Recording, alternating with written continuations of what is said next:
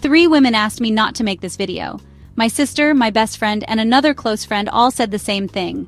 You're revealing too much. There's a sense of solidarity, a shared unspoken understanding among women that feels sacred. But I couldn't shake the feeling that secrecy isn't serving anyone anymore. It creates confusion, misinterpretation, and unnecessary drama. So I decided to go against their advice, because you deserve to understand what's really going on behind the curtain.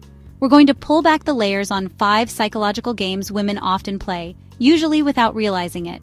These aren't malicious schemes, they're deeply ingrained, often subconscious strategies. Let's get into it. Let's start with one of the most misunderstood tools: silence. When a woman goes quiet, it's rarely just disinterest or anger. Her silence is often intentional, a way to process, to protect herself, and to see how you'll respond.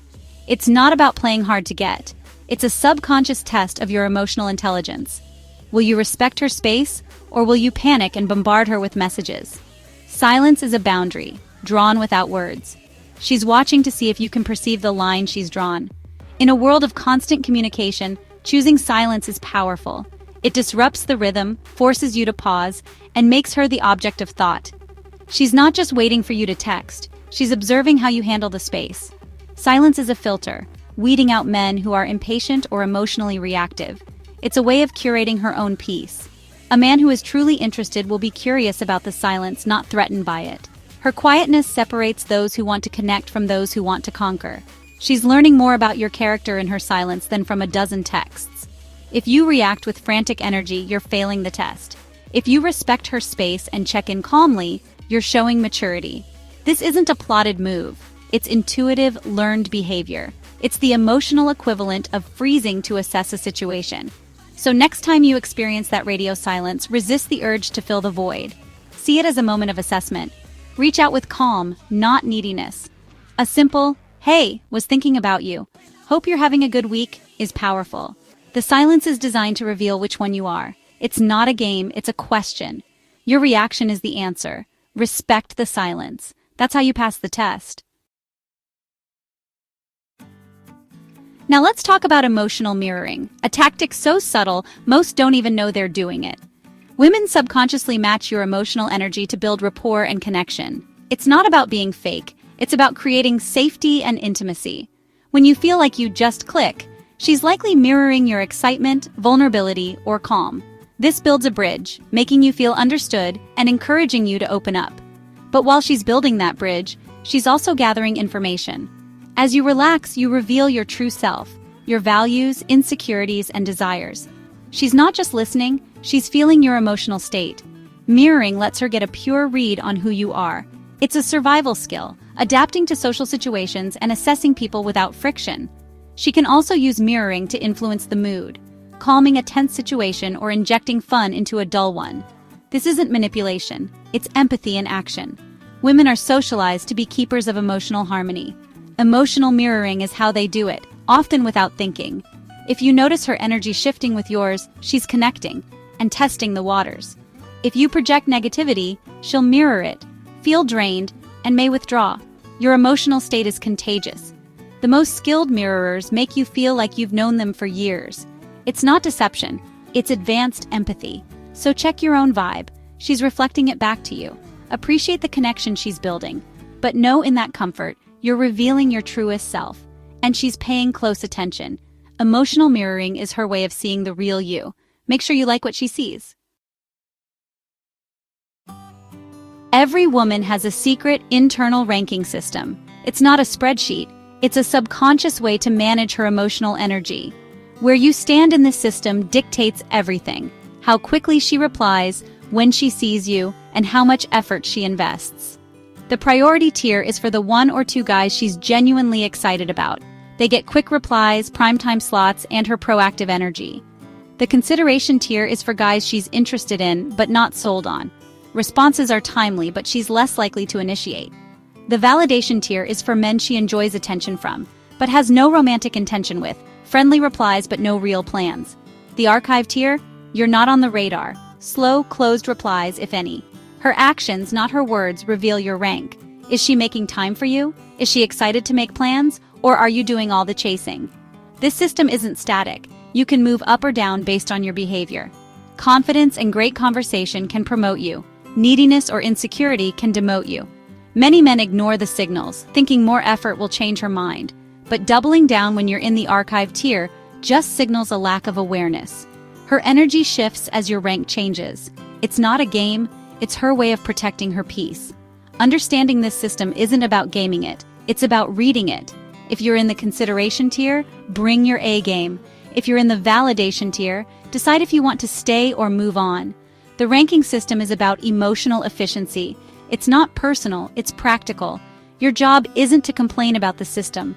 It's to be the kind of man who naturally lands in her priority tier. Watch her actions, not just her words. Adjust accordingly. Don't chase where you're not wanted.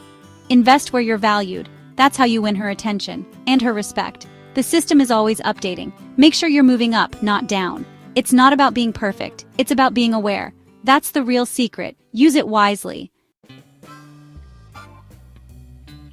Let's talk about why women are often the gatekeepers of sexual intimacy. This isn't just a stereotype, it's a protective strategy.